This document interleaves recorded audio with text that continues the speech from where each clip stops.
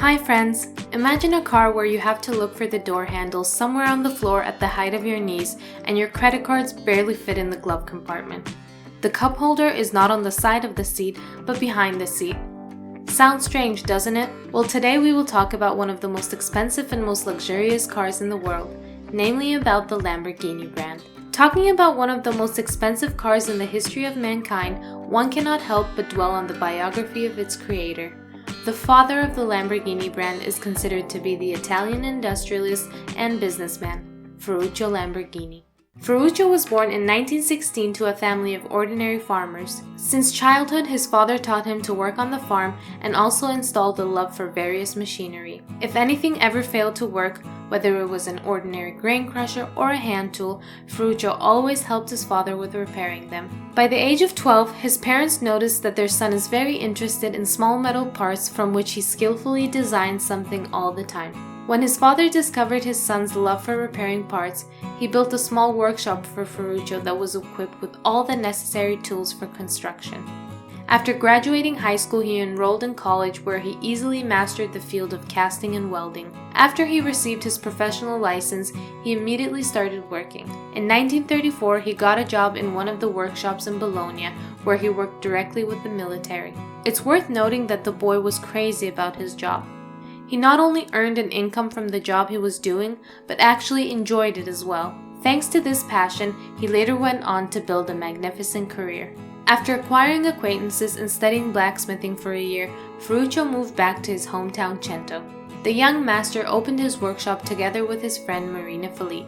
At the time, they were only 19 years old, but they weren't able to work together for long, because in 1939 they were both drafted into the army. Until 1943, Ferruccio worked for the army's benefit. He repaired military equipment, both domestic and imported production. This experience benefited Ferruccio in many ways. He learned many things that he hadn't known during his university days.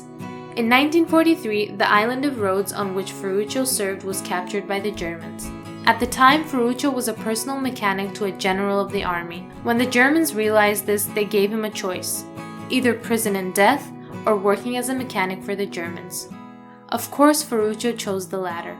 Even when the war was already over and the island was a part of England, the talented engineer lived there until 1946. After that, he finally decided to return to his homeland.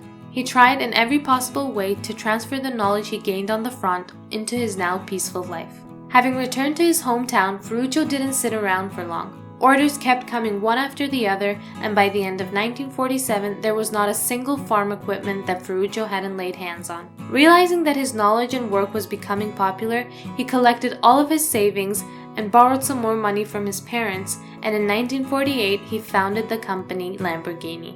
His company worked hard to make life easier for local farmers by giving them a machine that would do some of the hard work for them. In 1946, Lamborghini released its first tractor.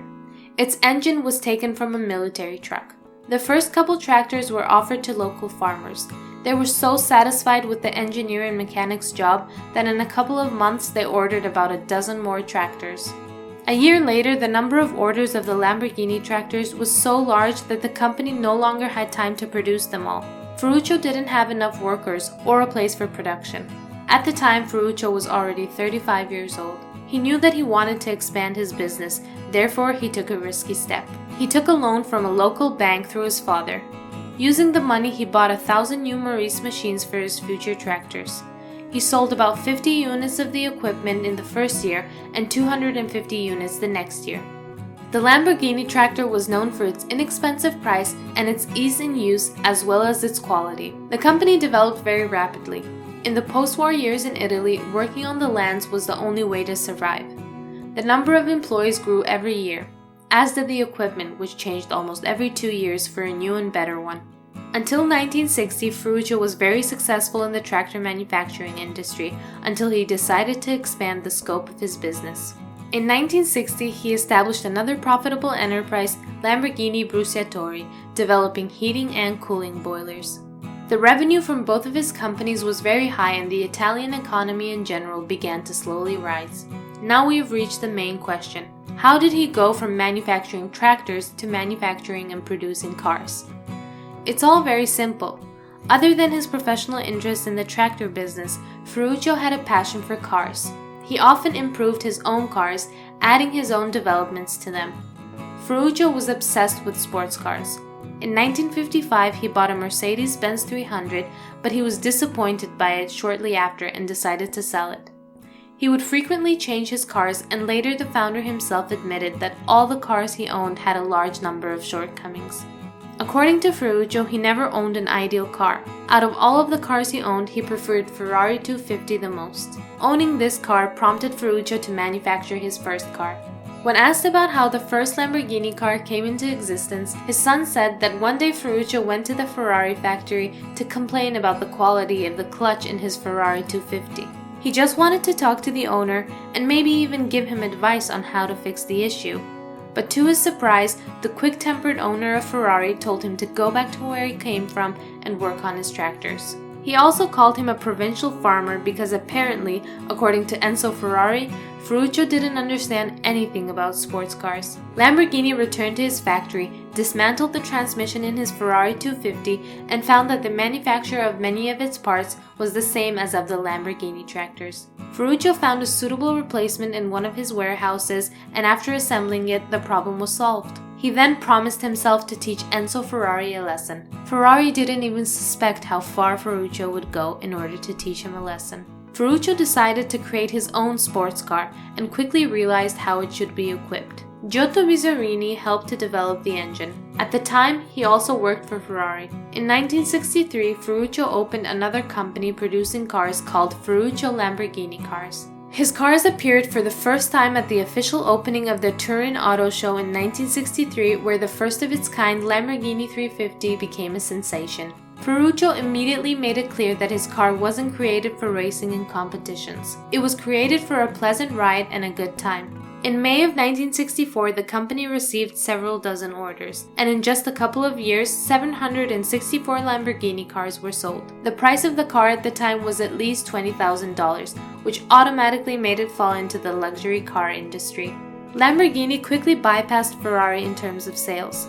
The Lamborghini car market gradually started to add new models. A new model was released in the early 70s, and a number of SUVs were also added to the collection. Another successful car with an unusual design and guillotine-type doors was the Lamborghini Countach. It became the first supercar of the Guinness Book of Records. This car was released up until 1990.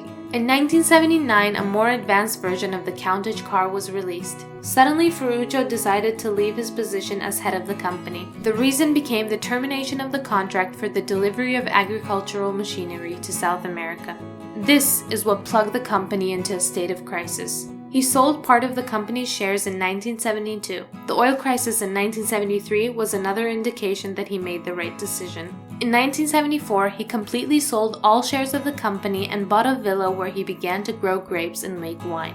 He lived a quiet and peaceful lifestyle. He also made golf cars there and even once assembled a car for the Pope all by himself. Since he left the company, several more models were produced that have become iconic in the automobile world. But even with the launch of the new Lamborghini models, financial difficulties could not be avoided. Unfortunately, due to the problems with the roads, the cars ceased to be popular.